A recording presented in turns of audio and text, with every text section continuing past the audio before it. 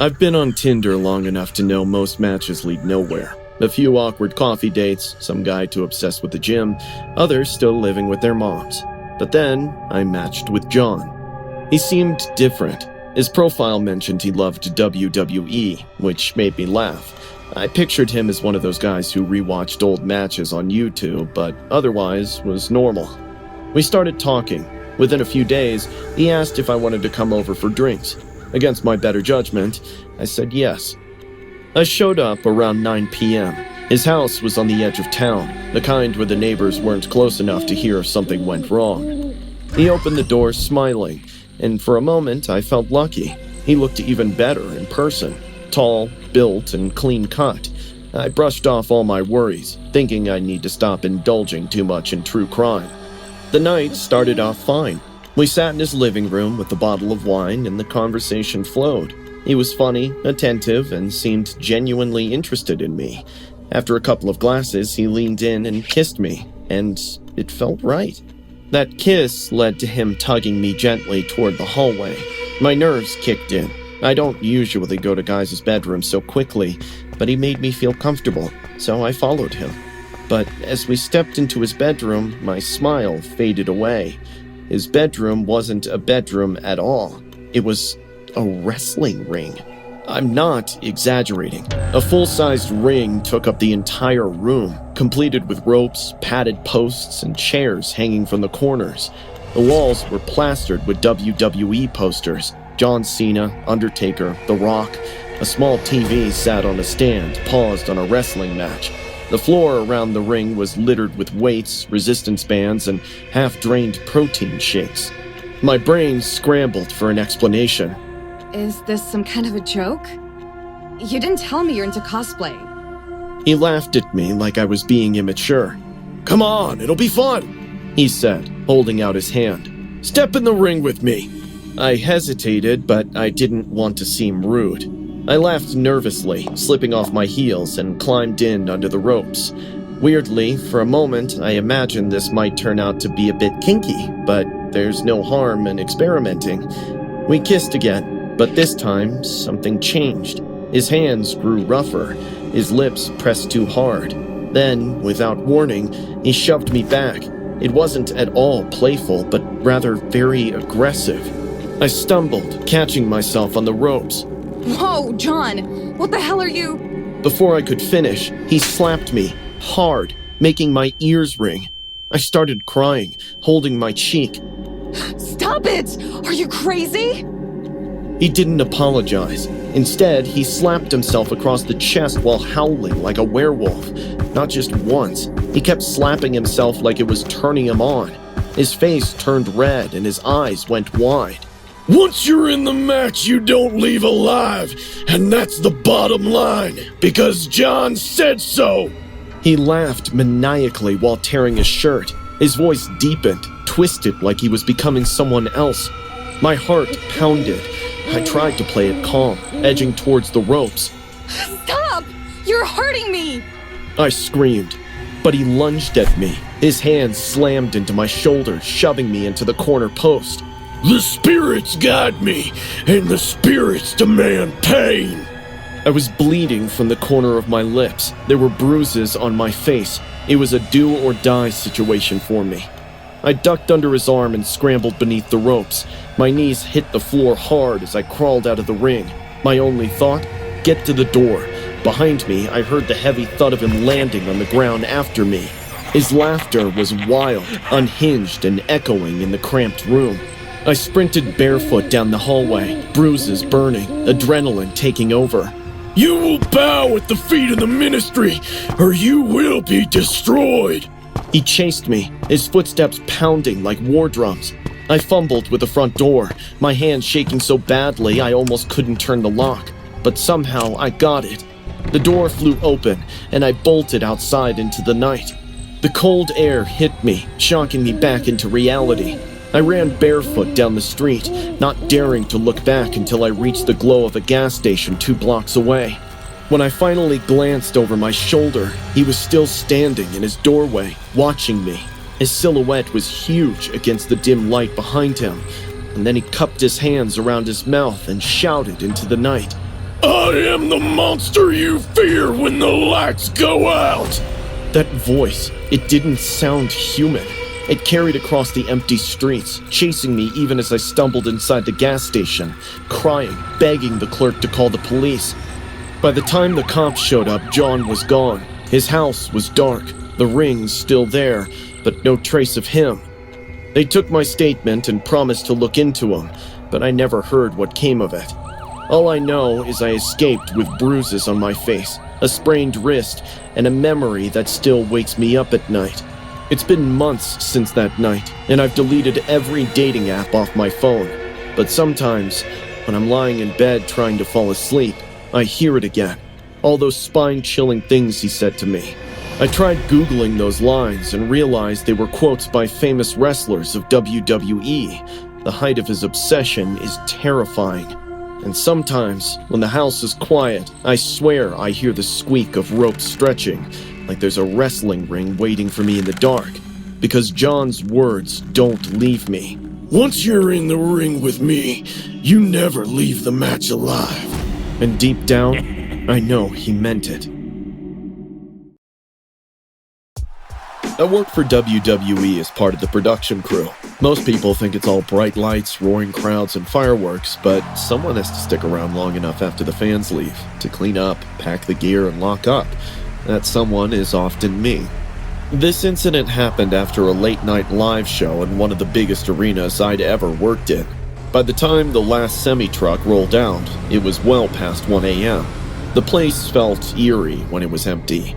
All the noise and energy abruptly ceased, replaced by a silence so heavy that you could hear the lights buzzing above. I was doing my rounds, checking doors, when I heard a distant crying. At first, I brushed it off as my imagination, but a few seconds later, the crying grew louder. It was the voice of a woman. Her sobbing suggested that she was in a lot of pain. I came out into the hallway. At my right, there was no one, but once I looked at my left, I saw her. She was standing in the middle of the hallway, maybe 15 to 20 feet away. The only thing visible on her face was her eyes, wide and still. The rest of her face was covered by a dirty, stained cloth. I thought maybe she was a lost fan or something who got stuck inside. Hey, no need to cry. Do you need help? She tilted her head slightly, then uttered in a muffled voice, I live here. Down in the basement. I frowned. What? You mean you live here? In the area? She nodded. I tried to laugh it off, but then controlled myself, thinking she must be mentally unwell. Look, I'll call the cops. They'll help you get somewhere safe, okay? She didn't respond, just kept staring. I pulled out my phone and called 911. I told them there was a trespasser inside the arena and they needed to send someone. But when I looked back up, she was gone. The hallway stood vacant. I tried to tell myself she slipped out through one of the side exits. Still, my intuition kept telling me she's still around. I decided to give it a check to be extra sure. I was almost at the end of the hallway when I heard the sound of running water from the men's washroom. Ma'am, you can't stay here. The officers are on their way. They'll help you, okay? Please come out. But she didn't come out. I had no other choice than to escort her out. The fluorescent lights flickered as I pushed the door open. She was standing at the sink, washing her face. The cloth was crumpled on the counter, and I saw the stains on it were of blood. My eyes darted back to her. Water poured from the faucet, but the drain was clogged, and the sink was filled to the brim. But it wasn't water. It was blood. I staggered back, my stomach flipping, but my eyes locked on her feet. Her toes. My God, they were curled unnaturally against the tile, blackened, swollen, and rotting. I shifted my eyes slowly from her feet to her face. She was just staring at me now, with no cover on her face. It was the most horrible face I've ever seen in my life. Her mouth was stapled shut with pins. The flesh around her lips was torn and swollen, jagged from infection. I fell onto the floor, shaking in fear and disbelief. Ah! Who are you? She stood still for a second, then began to smile. The skin around the staples stretched as she forced her lips into a grin. One by one, The pins started snapping loose, popping out of her flesh with wet, sickening sounds. Blood spilled down her chin as the smile widened far beyond what was human. Her body trembled with each motion, yet her eyes never stopped staring. I couldn't help but lie on the cold floor, drenched in sweat and terror. She kept smiling until the last pin broke free. Then, her mouth gaped wide open, pouring blood as she attempted to laugh.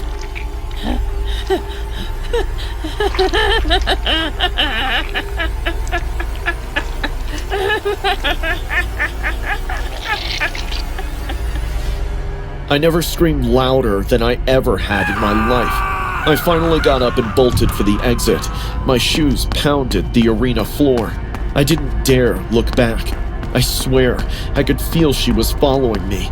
I crashed through the lobby doors and nearly slammed into two uniformed cops rushing inside. Gasping for air, I grabbed one of them by the arm, blurting out everything. The woman, the sink full of blood, the staples. The officers exchanged a look, thinking I was mad, but still they went in, guns drawn, while I followed at a shaky distance. We didn't find her in the bathroom, or the hallways, or anywhere else I'd seen her. But when we got to the basement, the part of the arena fans never see, that's when the smell hit us.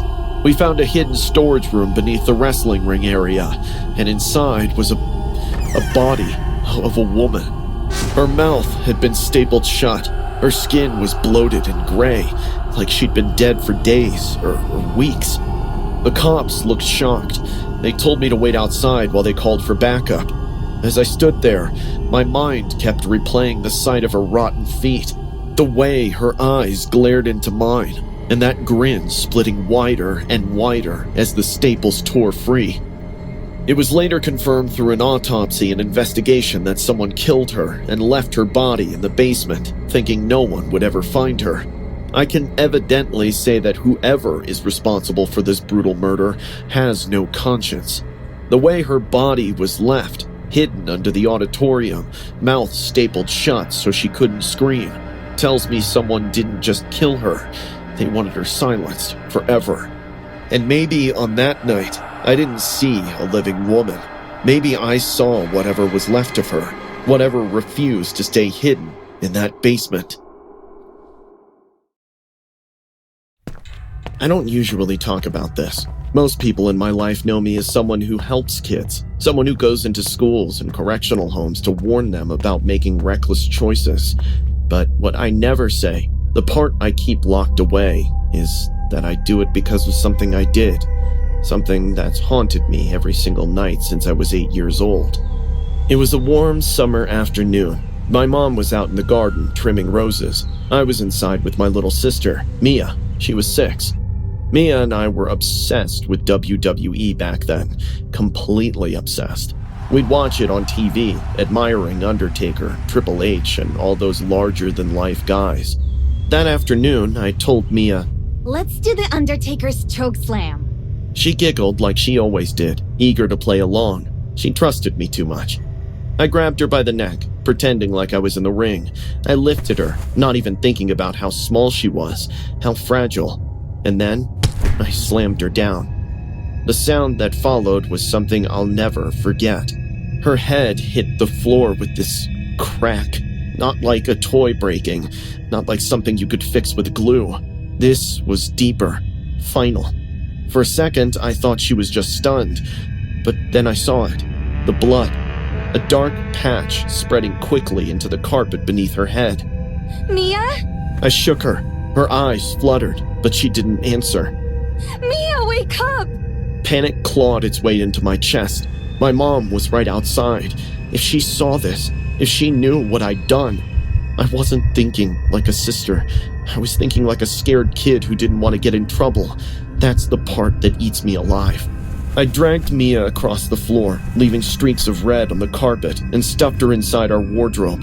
She was so small, she fit right in. I shut the doors, pressed my back against them, like that would make it all disappear. But it didn't. At first, I just sat there, hands over my mouth, rocking back and forth. Then, I heard a thud, a kick against the inside of the wardrobe, and then another. Mia's muffled cries told me she was awake. I should have opened the door.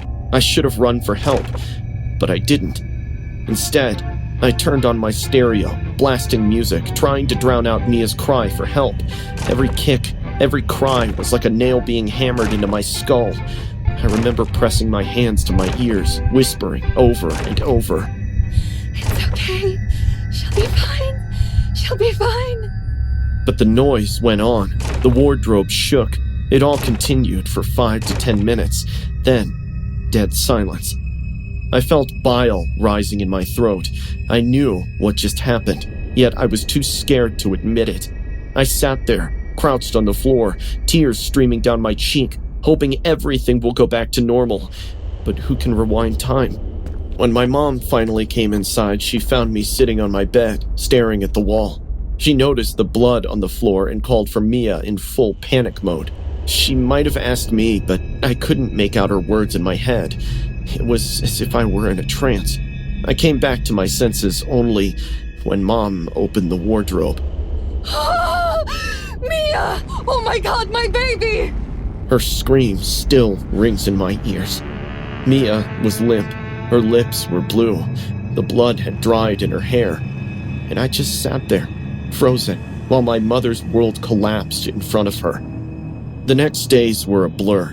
Police, questions, whispers from neighbors.